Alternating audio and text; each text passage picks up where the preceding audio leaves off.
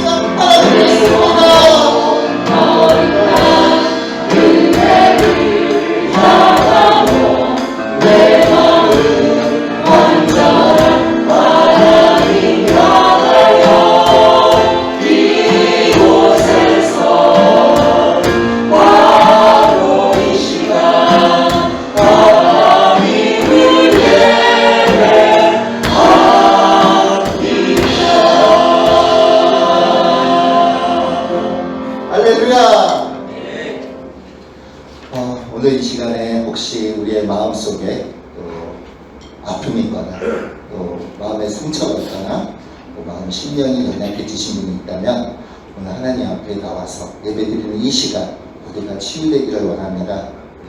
우리가 하나님께 위로를 받고 그 위로를 통해서 회복되는 그런 역사가 우리 항상 우리 초대신앙교회 이 예배당에서 일어나기를 소원합니다.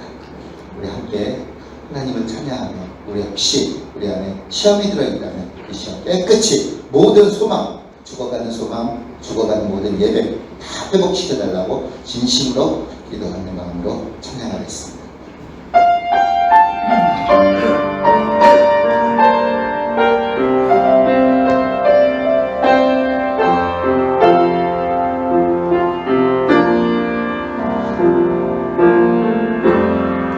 지극히 높은 주님의 낮이 성소로 들어갑니다. 세상의 짐을 벗고서 주 보좌 앞에 엎드리리.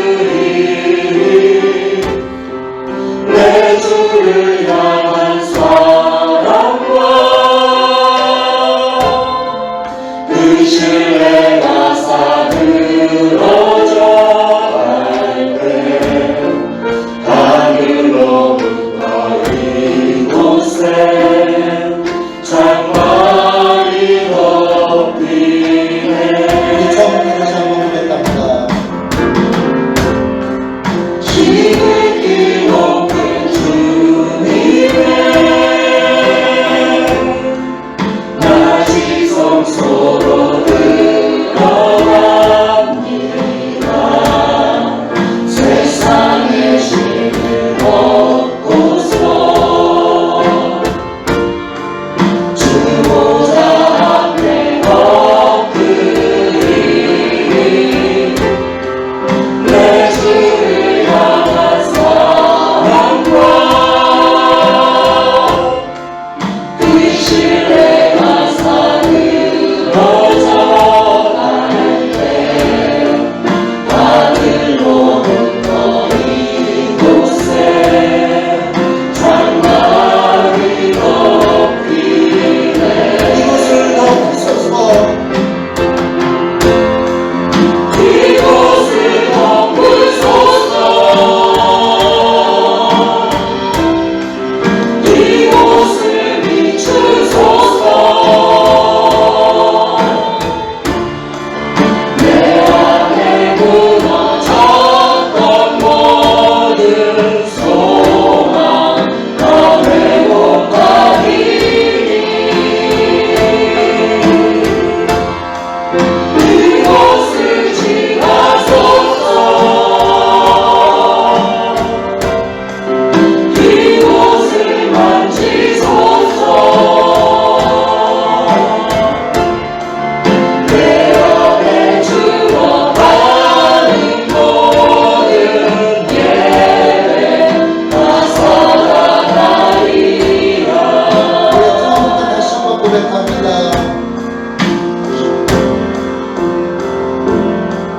지극히 높은 주님의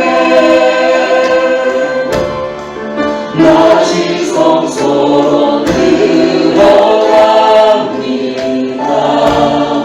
세상의 신을 벗고서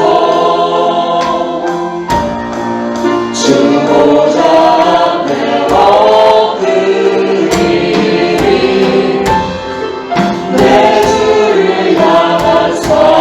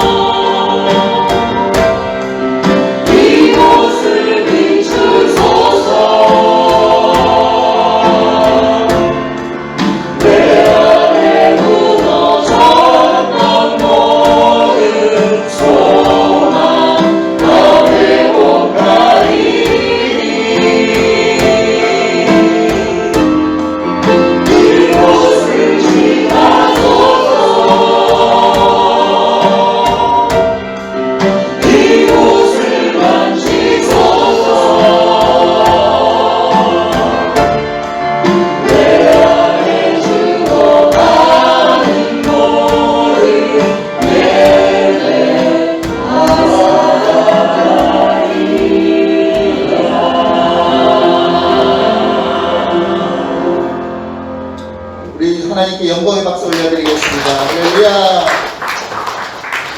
오늘 이렇게 좋은 날 우리에게 주신 하나님께 감사드리며 내 안의 모든 것이 다 회복되는 그런 역사가 일어나길 원합니다. 우리 사랑하는 성도 여러분, 옆에 분, 앞에 분, 뒤에 분 모두 반갑게 인사하며 사랑합니다, 축복합니다 인사하시겠습니다.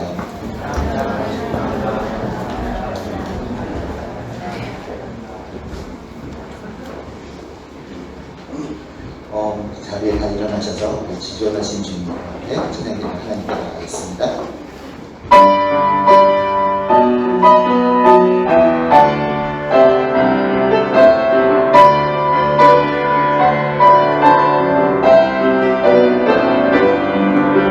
지존하신 주님 이름 앞에 모든 무릎 꿇고 나경배 거룩하신 주님 보좌 앞에 엎드려 절하세.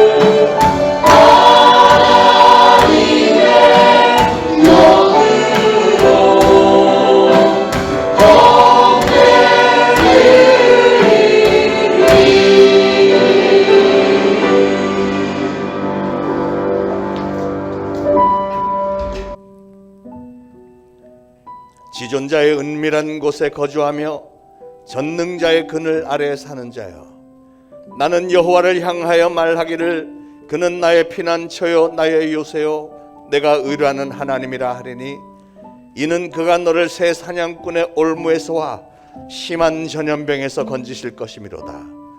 그가 너를 그의 깃으로 덮으시리니 네가 그의 날개 아래 피하리로다. 그의 진실함은 방패와 손방패가 되시나니 1000명이 내 왼쪽에서 10,000명이 내 오른쪽에서 엎드러지나 이 재앙이 네게 가까이 하지 못하리로다. 그가 너를 위하여 그의 천사들을 명령하사 내 모든 길에서 너를 지키게 하심이라. 하나님이 이르시되 그가 나를 사랑한즉 내가 그를 건지리라. 그가 내 이름을 안즉 내가 그를 높이리라. 아멘. 우리 시간 다 같이 각자 하나님 앞에 참회의 기도 올리겠습니다. 기도합니다. 하나님 아버지, 은혜를 감사를 드립니다. 오늘도 하나님의 존전에 나와 저희가 하나님을 뵙게 하시니 정말 이 삶의 모든 여건과 건강과 상황과 또한 저희들의 믿음을 잘 지켜주셔서 하나님의 존전에 나올 수밖에 없는 그 믿음이 되게 하시니 감사를 드립니다. 오늘도 저희가 신령과 진정으로 예배를 드리기를 원합니다.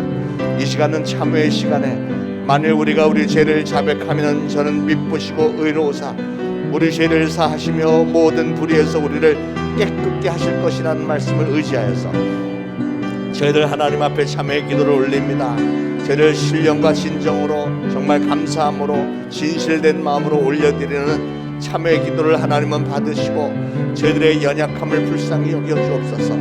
저희가 하나님을 사랑하며 충성을 다짐하는 것은 너무나도 분명한데 그럼에도 불구하고 저희들은 때때로 하나님의 말씀대로 살지 못했고 넘어지기가 일쑤였던 것을 고백을 하면서 하나님 저희들의 연약함을 불쌍히 여겨주옵소서.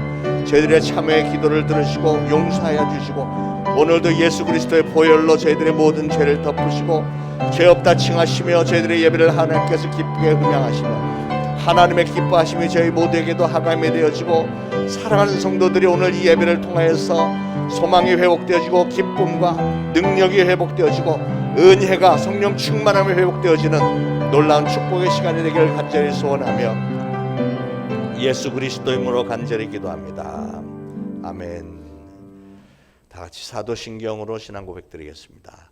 전능하사 천지를 만드신 하나님 아버지를 내가 믿사오며 그 외아들 우리 주 예수 그리스도를 믿사오니 이는 성령으로 잉태하사 동정녀 마리아에게 나시고 본디오 빌라도에게 고난을 받으사 십자가에 못 박혀 죽으시고 장사한 지 사흘 만에 죽은 자 가운데서 다시 살아나시며 하늘에 오르사 전능하신 하나님 우편에 앉아 계시다가 저리로서 산 자와 죽은 자를 심판하러 오시리라.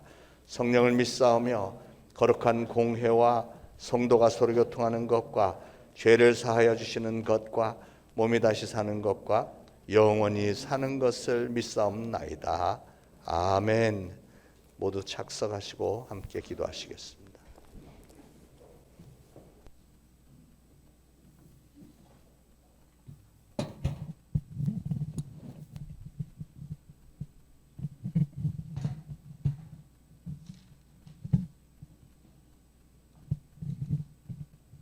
우주 만물을 창조하시고 아름다운 계절을 보게 하시는 창조주 하나님, 우리가 간절히 주를 찾사오니 주의 권능과 영광을 보게 하옵시며 이전에 임재하사 우리를 회복케 하시는 그리스도를 경배하며 하나님의 역사하심을 찬양하오니 드려지는 예배가 살아나게 하옵소서. 한 주간도 세상 가운데 정욕과 안일함 속에 살았음을 고백합니다. 용서하여 주옵시고 거룩함과 성결의 삶 살아갈 수 있게 성령 충만케 하여 주시옵소서. 코로나 이전의 삶으로 되돌리기에 시간이 걸리겠지만 속히 일상의 회복과 신앙의 회복과 교회들의 회복을 도와주시옵소서. 주님, 새로운 정부가 시작된 이때에 위정자들에게 지혜와 하나님을 두려워하는 마음과 국민을 위하는 마음을 주시고 바른 정책과 정치를 해 나갈 수 있게 저들을 다스려 주시옵소서. 이 나라와 민족이 하나님의 복음을 땅끝까지 전하는 택함받은 복된 나라와 민족으로 열방 가운데 세워지게 하여 주시옵소서. 교회의 머리 되신 주님, 우리 초대신앙교회가 성령님의 역사하심이 충만하여 전도와 선교 사명을 잘 감당하며 이 지역을 잘 섬기며 선한 영향력을 끼치는 그런 교회 되게 하여 주시옵소서. 오해마일 온라인 선교 사역 또한 선교에 큰 영향력을 끼칠 수 있도록 주님 도와주시옵소서. 온라인 예배에서 대면 예배로 전환하여 드리는 교회 학교의 예배를 축복하여 주시옵소서. 우리 자녀들이 예배당에 나와 드리는 예배에 감격하게 하옵시며 저들에게 거룩한 영성과 인성을 허락하셔서 나라와 민족을 위해 쓰임받는 복된 자녀들로 축복하여 세워지게 하여 주시옵소서. 이를 위해 세우신 전도사님들께도 성령 충만함과 그리스도의 사랑으로 충만케 하사 사명 감당하기에 조금 더 부족함이 없도록 세워주옵소서. 교회를 위해 세우신 담임 목사님께 성령의 기름 부심이 충만하사 영육을 더욱 강건케 하시며 말씀의 능력과 권세를 허락하사 말씀 선포하실 때 능력과 권세가 있어서 모든 성도들의 마음이 열리고 귀가 열리고 영이 소생되어지고 육신의 질병들이 치료되어지며 가정이 회복되어지고 사업의 문이 열리게 하여 주시옵소서. 일상과 신앙의 회복이 속히 이루어지길 소망하며 우리의 연약함을 온전케 회복케 하실 수 있는 오직 한 분 예수 그리스도의 이름으로 기도드렸사옵나이다. 아멘.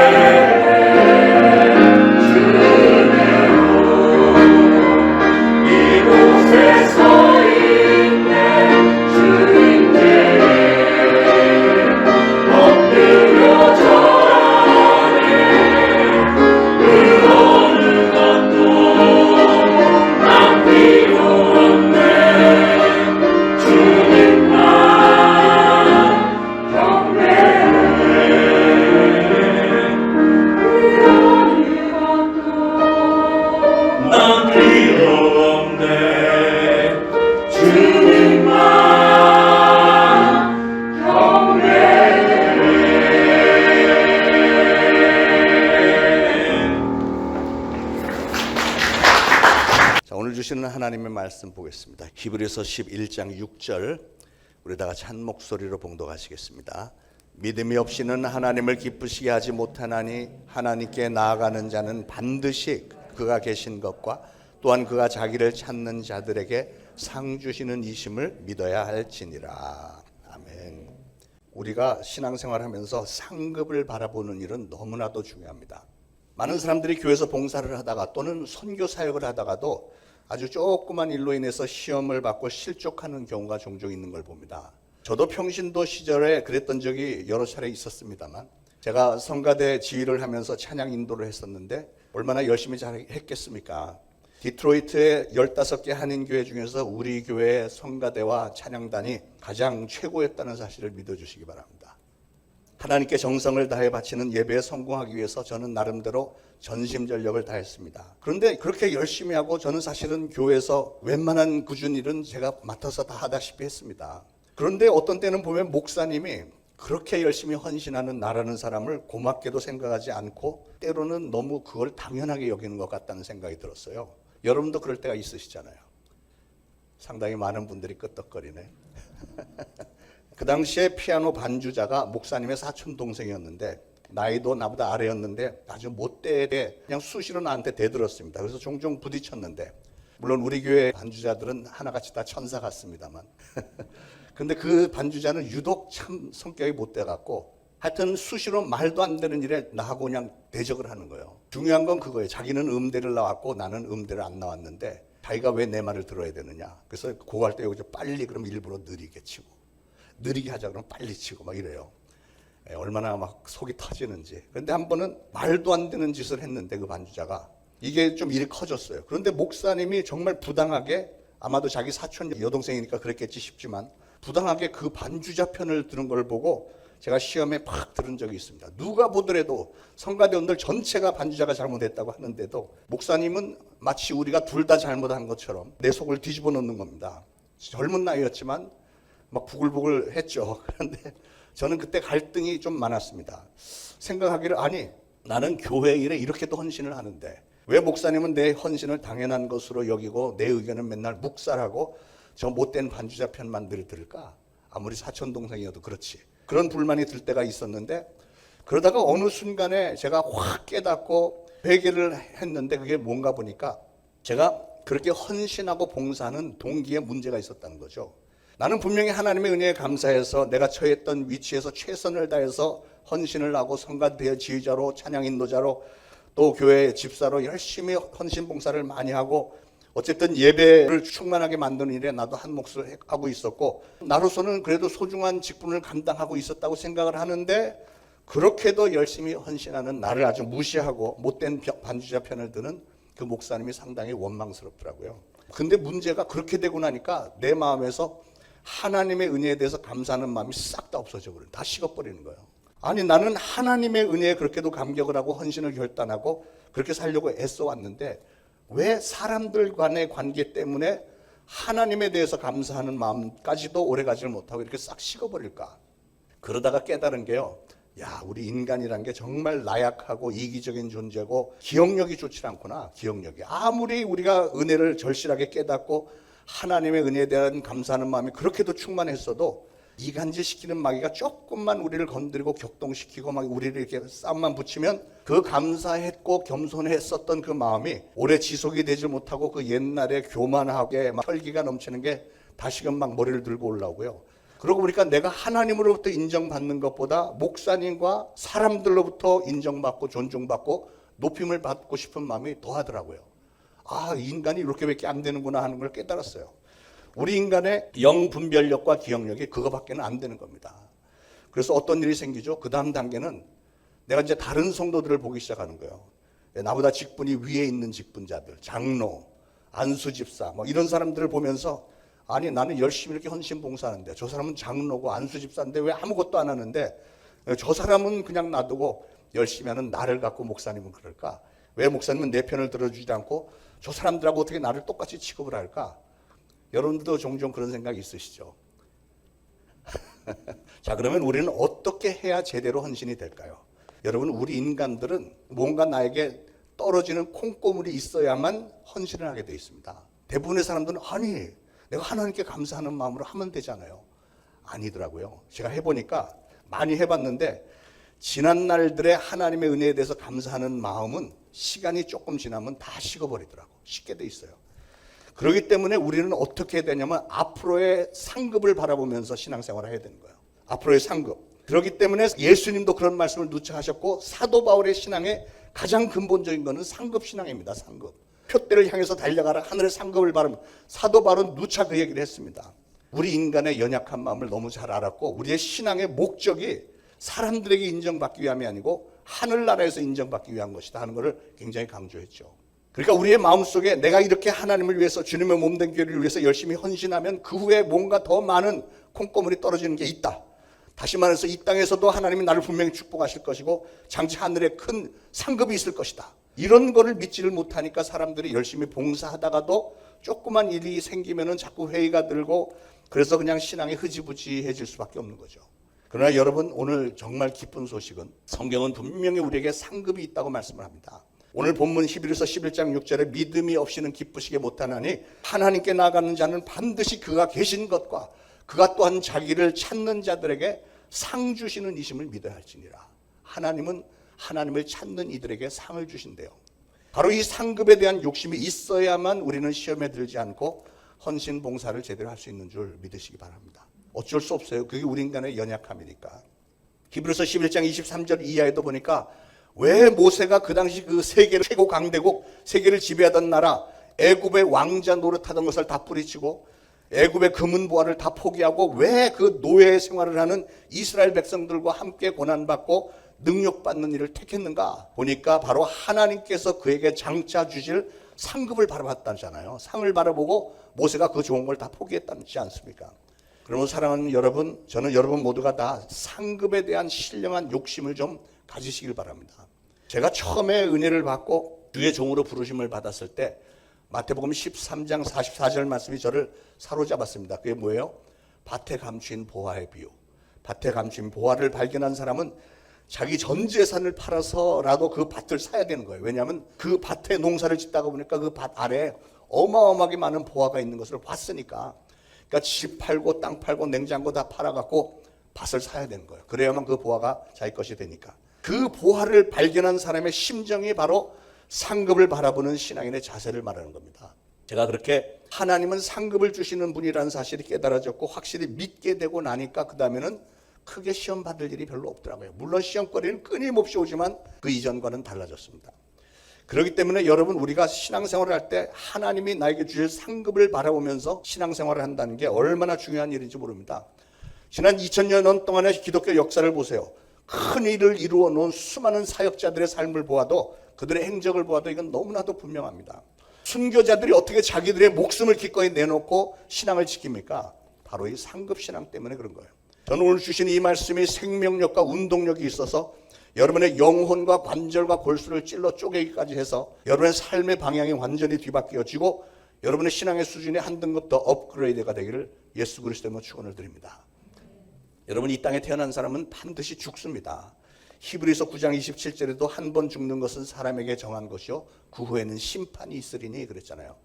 우리가 이 세상의 삶을 다 살고 나면 그 다음에는 하나님 앞에서 판정을 받을 때가 있다는 거예요. 그래서 어떻게 보면 저나 여러분은 모두가 다 시한부 인생을 살고 있는 겁니다. 오늘날 시한부 인생을 걷고 있는 여러분에게 중요한 질문을 드리겠습니다. 여러분은 과연 이 세상을 떠날 준비가 돼 있으십니까? 젊은 분들에게는 좀 감동이 별로 없을지 모르지만 너무 중요한 질문이죠. 여러분은 지금의 이 모습 이대로 재림하시는 주님을 당당하게 만날 자신이 있으십니까?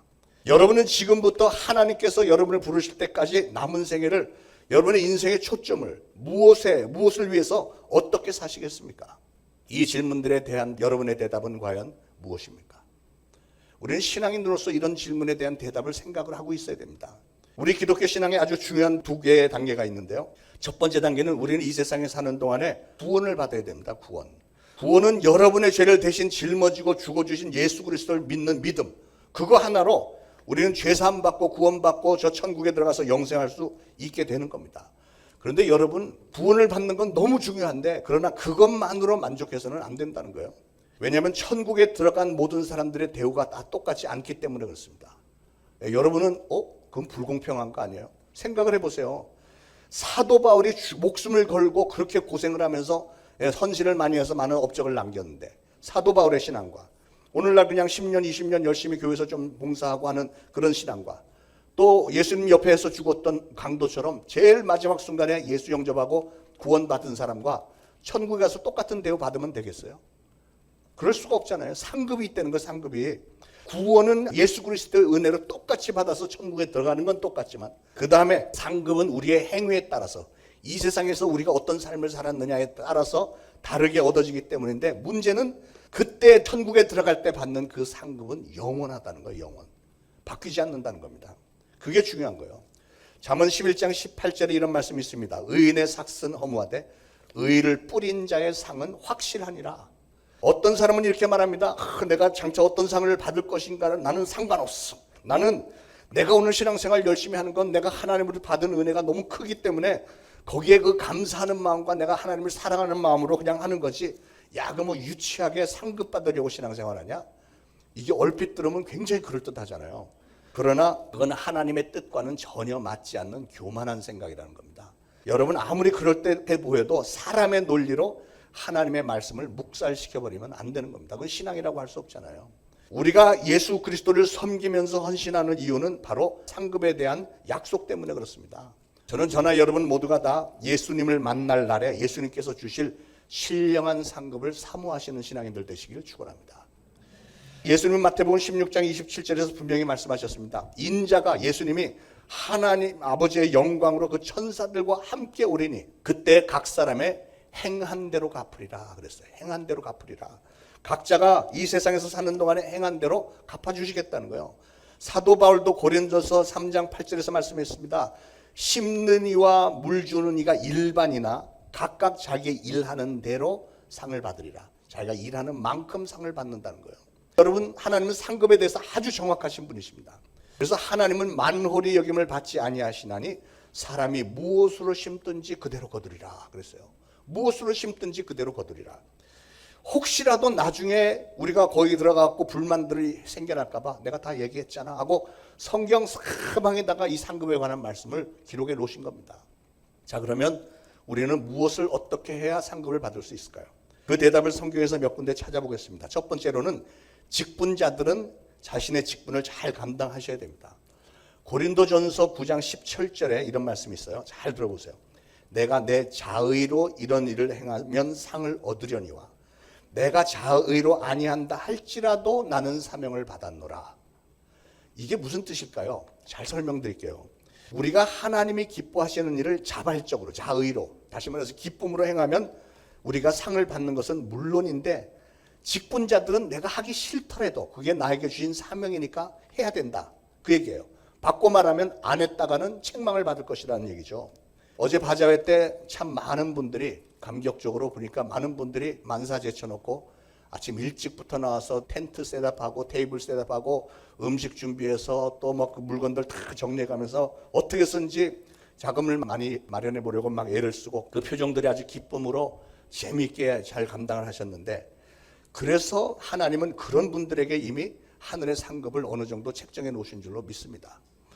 어제 오고 싶어도 못 오신 분들을 위해서 오늘 기회가 한 번 더 있어요. 남은 물건들 다 싹쓸이해 가시면 됩니다. 여러분, 바자회를 준비하는 몇 주 동안 저는 단 한 번도 바자회를 준비하는 분들에게 이것도 하라 저것도 하라 이런 얘기 한 적이 없습니다. 그동안 한 번도 해본 적 없습니다. 왜냐하면 여러분들 모두가 다 자발적으로 잘하고 계신데 제가 간섭할 필요도 없고, 더 중요하게는 여러분들이 그렇게 자의로 해야, 자발적으로 해야 하나님께서 기뻐하시고 상급도 그만큼 더 주시니까요. 만약에 거기서 제가 칭찬을 해버리거나 뭐 이렇게 하면 이미 여러분은 상급을 받은 게 되니까 하늘의 상급을 까먹게 되기 때문에, 제가 혹시 여러분이 수고하는데 칭찬 안 한다고 섭섭해하지 마시기 바랍니다. 다 여러분 위해서 그런 거예요. 할렐루야. 중요한 것은 직분자는 반드시 자기의 직분을 감당해야 된다. 그래야 상급이 있는 거고, 두 번째는 원수를 사랑하고 선대하라, 이렇게 예수님 말씀하셨어요. 누가복음 6장 35절에 오직 너희는 원수를 사랑하고 선대하며 아무것도 바라지 말고 빌리라. 이게 무슨 말이에요? 아무 조건 걸지 말고 빌려주래요. 필요한 거 빌려주래. 원수에게. 그런데 그 다음에 그리하면 너희에게 상이 클 것이요 또 지극히 높으신 이의 아들이 되리니 그는 은혜를 모르는 자와 악한 자에게도 인자로우시니라 그랬어요. 그러니까 여러분, 원수를 사랑하라고 했는데 원수를 사랑하는 게 가능합니까? 말하기는 쉬운데 어떻게 원수를 사랑해? 내 아버지 어머니를 만약에 그냥 찔러 죽인 살인자가 내 앞에 있는데 그 사람을 사랑할 수 있어요? 아, 하나님을 사랑하니까 우리도 사랑해야 되겠죠. 하나님, 이렇게 말은 할 수 있겠지만 어떻게 내 부모님을 죽인 사람을 내가 사랑할 수 있느냐고요. 인간적으로는 안 되지만 그러나 예수님의 명령이 원수를 사랑하라. 그리고 그렇게 하면 내가 상급을 주겠다고 약속을 하셨으니까 하나님의 뜻은 그냥 사랑하는 거구나 하고 사랑하는 그 사람에게 상급을 주시겠다는 거예요.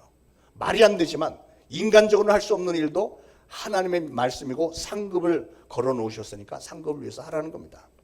세 번째, 상급을 받기 위해서 우리는 대접하기를 힘써야 됩니다. 마태복음 10장 41절에 선지자의 이름으로 선지자를 영접하는 자는 선지자의 상을 받을 것이요, 의인의 이름으로 의인을 영접하는 자는 의인의 상을 받을 것이요 그랬습니다. 이 말씀에 담긴 뜻을 제 입으로 직접 설명하는 게 좀 계면적인 일이긴 하지만 여러분의 축복을 위해서 조금 설명을 하겠어요. 쉽게 말하면 하나님께서 세우신 사람에게 대접을 하면 하나님이 세우신 사람이 받는 축복을 여러분도 받는다는 거예요. 주의 종을 하나님을 생각하면서 하나님이 세워주신 종이기 때문에 헌대하는 그분들이 하늘의 축복을 받는 것은 물론이고 이 땅에서도 아주 특별히 잘 되는 것을 저는 너무나도 많이 봤습니다. 특히 여러분이 섬기시는 교회 담임 목사에게 잘하는 분들이 진짜 현명한 분들이에요. 그 참 기가 막힌 사실은 어떤 분은 담임 목사에게는 1년이 지나도록 전화 한 번도 안 하는 분이 부흥회를 한 번 하고 부흥 강사가 자기가 잘하는 설교 한두 개 들고 와서 부흥회를 하고 가면 그렇게 은혜를 받았다고 그분 얘기만 하고 그분 쫓아다니고 이런 사람들이 실질적으로 있어요. 신기한 현상 아니에요? 그분들이 여러분을 위해서 기도나 한번 해줍니까? 여러분이 누군지 기억도 못합니다. 제가 뉴욕에서 목회할 때 제 동생 장동일 목사가 우리 교회 와서 부흥회를 하고 갔어요. 그랬더니 우리 교회 여자 집사님이 딸 둘이 있는데 장동일 목사님은 우리 가족을 너무 사랑하세요. 그래서 아니 어떻게 사랑한대요? 매일 우리를 위해서 기도해 주시고요. 뭐 막 이래. 그래갖고 제가 동생하고 통화했어요. 우리 교회 누구 집사가 있는데 네가 그렇게 기도를 많이 해준다며. 그래. 누구야 그게? 기억도 못하는, 알지도 못하는데 엉뚱한 사람이 뭐 자기 위해서 기도해 줬다고. 담임 목사가 하고 있어요. 담임 목사가. 여러분 가정에 문제가 생겼을 때 제일 먼저 달려가는 사람이 누굽니까? 여러분의 담임 목사입니다. 여러분의 건강이 이상이 생겼을 때, 영적으로 시달릴 때 여러분을 위해서 가장 절실하게 기도해 주는 사람이 누굽니까? 여러분의 담임 목사입니다. 여러분 애기 돌잔치 때 누가 가서 예배 드려주죠? 담임 목사예요. 여러분 부모님 돌아가시면 장례 예배 누가 해줍니까? 여러분의 담임 목사가 하는 겁니다. 그러므로 인간 장요수화를 보고서는 선대하라는 게 아니고 하나님의 상급을 바라보면서 하나님이 세워주신 여러분의 담임 목사를 잘 존중하고 우대해 주시기를 부탁을 드립니다.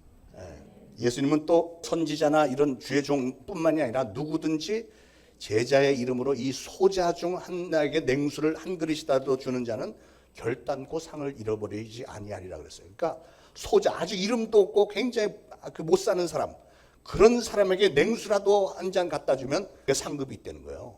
그러니까 여러분에게 은혜를 갚을 수 있는 사람에게 대접하지 말고 여러분에게 은혜를 되돌려 줄 수 없는 사람들에게 은혜를 많이 베푸시기 바랍니다. 그러면 그게 바로 여러분에게는 상급으로 간다는 겁니다. 여러분은 은혜를 베풀었는데 그걸 은혜를 돌려받으면 상급은 싹 없어지는 거예요. 자, 네 번째로 우리는 믿음의 표대를 향해서 달려나가야 됩니다. 사도 바울은 빌립보 3장 14절에서 표대를 향하여 그리스도 예수 안에서 하나님이 위에서 부르신 부름의 상을 위하여 달려가노라.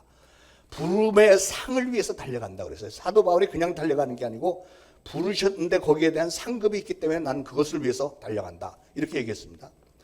여러분, 상급을 바라보는 성도는 그 상급, 표대를 향해서 똑바로 달려나가야 됩니다. 뒤돌아보지 말고 좌로나 우로나 치우치지 말고 이 세상 어떤 일에도 마음 뺏기지 말고 오로지 목표만을 위해서 전진하라는 거예요.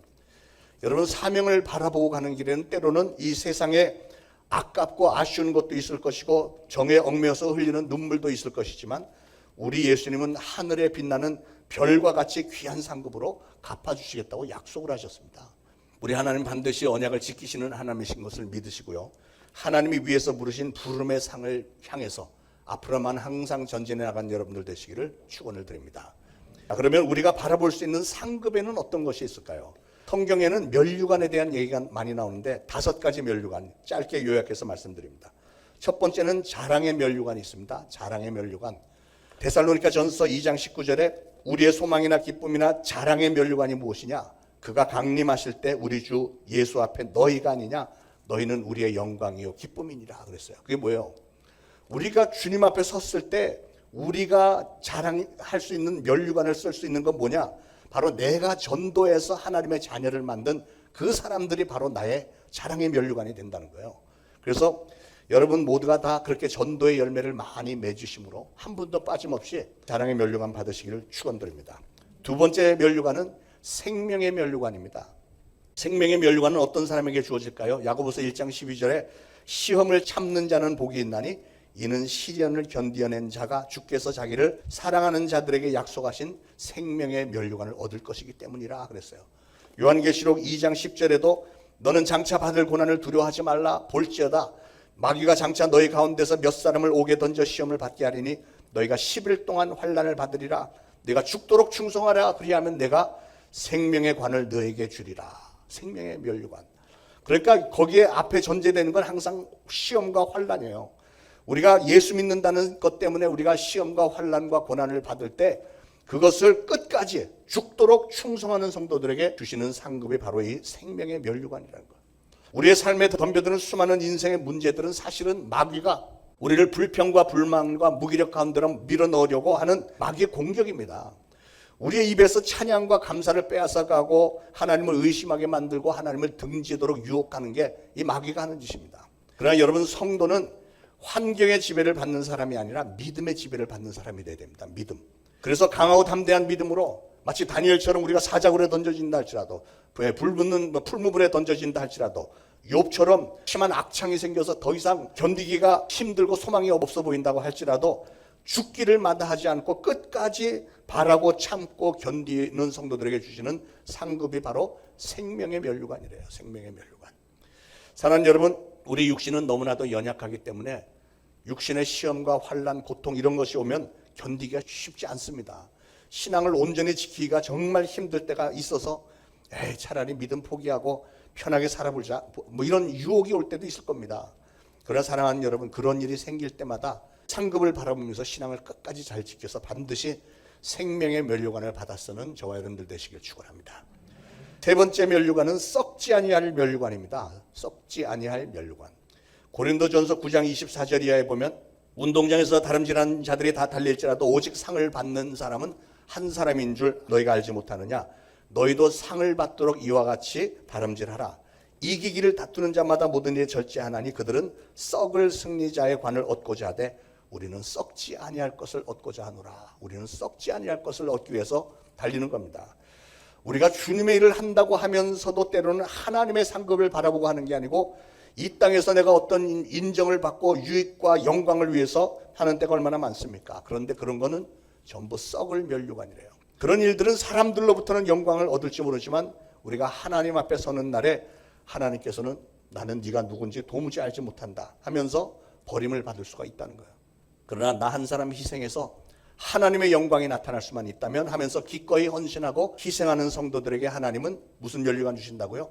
썩지 않을 면류관을 주신대. 저는 여러분 모두가 다 이 썩지 않을 면류관도 다 받아 쓰시기를 축원합니다. 네 번째로 영광의 면류관이 있습니다. 영광의 면류관은 어떤 사람에게 주어질까?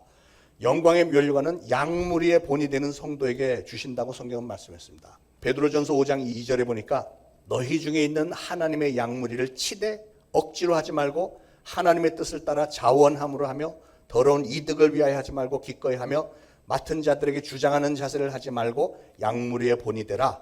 그리하면 목자장이 나타나실 때 시들지 아니하는 영광의 관을 얻으리라 그랬어요. 여기서 중요한 핵심 구절은 우리가 하나님의 양무리를 치되 양무리의 본이 되라 하는 말씀이에요. 이 말씀을 오해하시면 안 됩니다.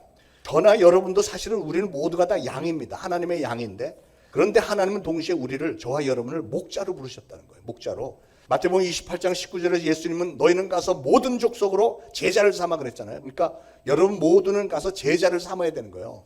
그러게 하나님은 여러분이 양이지만 여러분이 양이면서도 여러분의 제자, 여러분의 양을 치라는 거예요. 우리가 주님 앞에 서는 날에 여러분의 양이 몇이나 되는지 결산하자고 하실 것입니다. 왜냐하면 우리는 제자가 되는 거로 끝나는 게 아니고 가서 제자 삼는 일을 사명으로 받았기 때문에 그래요. 명령이라는 것은 하면 좋고 하지 않아도 되는 이런 게 명령이 아닙니다. 명령은 무조건 다 해야 되는 거야. 우리가 예수 그리스도의 군사로 부르심을 받았기에 대장 대신 우리 주님이 주신 명령, 가서 제자를 삼으라 했기 때문에 우리 주님은 네가 제자 삼은 사람들이 어디 있느냐, 여러분의 제자들 누군지를 좀 살펴보셔야 돼요. 자, 여러분은 하나님 앞에 자신 있게 내놓을 수 있는 양무리는 과연 얼마나 준비가 돼 있으신지요? 다시 말해서 여러분을 인해서 하나님의 자녀가 된 사람들이 여러분 주변에 몇이나 있습니까? 근데 중요한 사실은요, 유의해야 되는 사항은 여러분이 전도를 해서 여기 한번 앉혀놨다고 해서 그게 영광의 면류관을 얻게 되는 것은 아니라는 거예요. 영광의 면류관은 여러분이 전도한 그 사람을 하나님의 자녀로, 그 다음에는 예수 그리스도의 제자로 삼는 일까지 하셔야 되는 거예요. 여러분, 제자를 삼는다는 일이 얼마나 힘들고 어려운지 우리 주님은 너무나도 잘 아십니다. 우리 주님이 12제자를 데리고 3년을 합숙훈련 시켰잖아요. 3년 합숙훈련 시킨 그 마지막 때 그 중에 한 사람은 예수님을 팔아먹었고, 또 신변의 위험을 느끼는 즉시 한 명의 제자만 남겨놓고 전부 다 도망쳐버렸습니다. 그래서 결국은 예수님 버리고 예전의 직업 고기 잡는 사람으로 다 돌아가 버린 것을 예수님이 경험을 하셨잖아요. 제자 삼는 일이 보통 힘든 일이 아닙니다. 그러나 예수님은 목자장으로서 도망간 제자들 찾아가시고 또 찾아가셔서 기어이 그들을 믿음의 역사의 주인공들로 만들어 놓지 않았습니까? 그러므로 예수님처럼 그렇게 하라는 거예요. 한 사람을 그냥 앉혀놓는 게 다가 아니고 그 사람을 구원시키고 또 성경 공부도 하게 하고 제자 훈련도 받고 해서 그 사람도 전도하고 제자 삼는 사람으로 만들 때까지 하라는 것이죠. 마지막 5번째, 의의 면류관이 있습니다. 디모데후서 4장 8절에 이제후로는 나를 위하여 의의 면류관이 예비되었으므로 주 곧 의로우신 재판장이 그날에 내게 주실 것이며 내게만 아니라 죄 나타나심을 사모하는 모든 자에게도 니라 이랬습니다. 그러니까 의의 면류관은 예수 그리스도의 재림을 사모하는 모든 사람들에게 의의 면류관을 주신대요.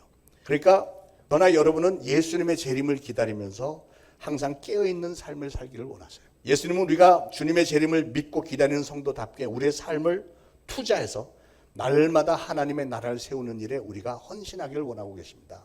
사랑하는 여러분, 여러분은 만약에 지금 이 시간에 예수님이 재림하신다면 과연 부끄럼 없이 달려나가서 마라나타 주여 어서 오시옵소서라고 환영하는데 동참할 수 있으신지요? 의의 면류관은 바로 그런 성도들에게 주어진다는 겁니다. 여러분, 우리는 오늘도 살아있다는 사실, 생명이 아직 붙어있다는 사실을 감사해야 됩니다. 왜냐하면 우리는 살아있는 동안만 저 영원한 세계와 상급을 선택할 수 있기 때문에 그렇습니다. 지금 여러분에게 생명과 건강이 있을 때 오늘 주신 말씀 잘 기억하면서 상급을 많이 쌓으시고 면류관을 많이 예비해 놓으시는 지혜로운 신앙인들이 다 되시기를 축원을 드립니다. 기도하겠습니다. 하나님, 오늘도 주신 말씀 감사합니다. 그동안 주님의 몸된 교회에서 헌신 봉사하면서 이유도 알지 못한 채 때때로 불평 불만이 올라온 적이 있었는데 오늘 그 이유를 깨우쳐 주심을 감사합니다. 이제 이후로는 상급을 바라보면서 그 어떠한 시험도 다 이겨낼 것을 다짐합니다. 오늘 주신 말씀 따라서 직분 잘 감당하고 원수를 사랑하며 대접하기를 힘쓰며 믿음의 표대만을 향해 잘 달려서 자랑의 면류관, 생명의 면류관, 썩지 않을 면류관, 영광의 면류관, 의의 면류관을 다 받아 쓰겠노라 다짐합니다. 성령님, 우리 사랑하는 모든 성도들 도와주옵소서. 예수 그리스도 이름으로 간절히 기도합니다. 아멘. 준비하신 예물 바치시면서 찬송가 337장 1절 4절 부르겠습니다.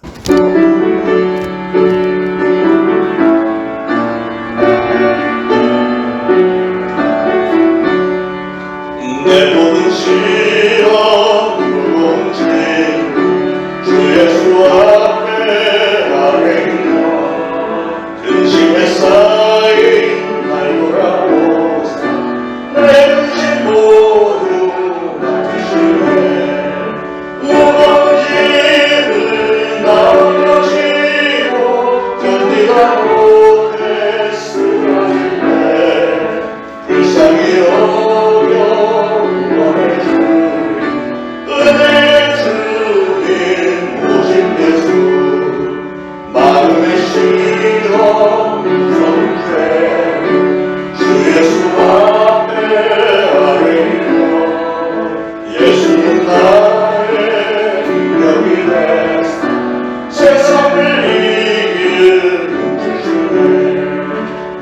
당신은 나머지로 견디다 못했을 것인데 불쌍히 여겨 구원해 주님 내 주님 오직 내 주님.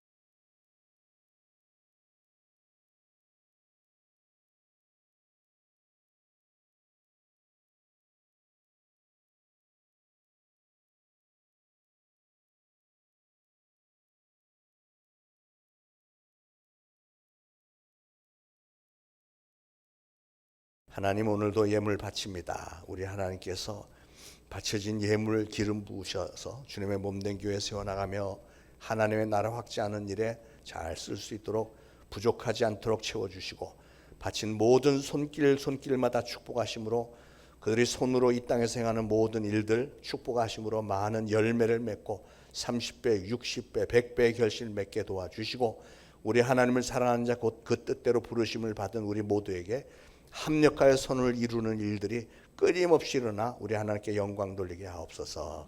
예수 그리스도로 간절히 기도합니다. 아멘. 자, 교회 소식 알려드립니다. 어제 바자회 잘 마쳤고요. 오늘 나가시면서 남은 물건들, 오늘은 아마 조금 더 싼 가격으로 땡처리로 가져갈 수 있을 것도 같습니다. 자, 전교인 야유회 지난주에 말씀을 드렸는데 날짜가 변경됐습니다. 5월 29일 다음 주일 예배 끝나고 나서 전교인 야유회를 하기로 했습니다. 왜냐하면 주일에 하는 게 아무래도 좀 더 많은 분들이 참석할 수 있을 것 같아서, 그 대신 우리 1부, 2부 예배 다 드리고 우리가 가려고 하는 것은 태산 패밀리파크 합성에 있는 한 3년 전에 우리 갔던데 굉장히 널찍하고 좋아서 거기 다시 가려고 하는데, 우리 중고등부 학생들은 9시 예배를 거기서 야외 예배로 드리기로 했어요. 그러니까 여기서 교사들하고 학생들 가서 거기 자리 잡고 야외 예배 드리고 현수막 쳐놓고 우리 기다리면, 우리 일부 예배 끝난 분들은 거기 가서 우리가 식사도 하고 뭐 할 수 있는 걸 대충 셋업 하시고, 2부 예배 드리시는 분들은 끝나자마자 곧바로 달려가서 그냥 곧바로 점심 식사하고 준비한 게임하고 풍성한 푸짐한 상품들 여러분들에게 좀 나눠드릴 수 있도록 그런 프로그램을 하려고 합니다. 우리 그런 거 전문으로 잘하는 우리 두 전도사님, 젊은 전도사님이 맡아서 게임 운영을 해 주실 것이고, 즐거운 시간이 모처럼 될 것 같으니까 가능하면 모두 다 좀 참석할 수 있도록 해 주시기 바라겠습니다. 오늘도 점심 식사 후에 노방전도 나갑니다. 많이 동참들 하시기 바랍니다. 모두 일어나셔서 92장 1절 4절 부르시고 축도로 예배 마치겠습니다.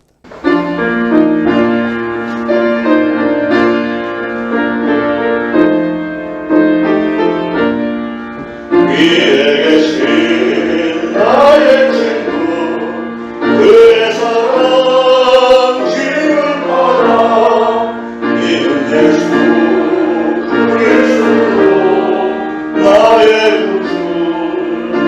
나의 친구 사랑하는 나의 친구 늘 가까이 계시도다 그의 사랑 놀랍도다 변함없는 나의 친구 그날이와 왕눈길에 그의 영광 바라보며 그의 팔로 날 안을 만나보니 나의 친구 사랑하는 나의 친구 늘 가까이 계시도다 그의 사랑 놀랍도다 변함없는 나의 친구 이제 우러러 죽어나옵기는 우리 구주 예수 그리스도의 무한하신 은혜와 하나님 아버지의 극진하신 사랑과 성령님의 감동, 감화, 교통, 위로하심이 오늘 이 거룩한 주일에 주님의 전에 나와 예배드리고 오늘 주신 말씀을 마음에 잘 새기고 나도 이제 상급을 바라보면서 요동함이 없는 신앙인이 되리라 작정하는 모든 성도들 머리 위에 이제로부터 영원토록 항상 함께 있을지어다. 아멘.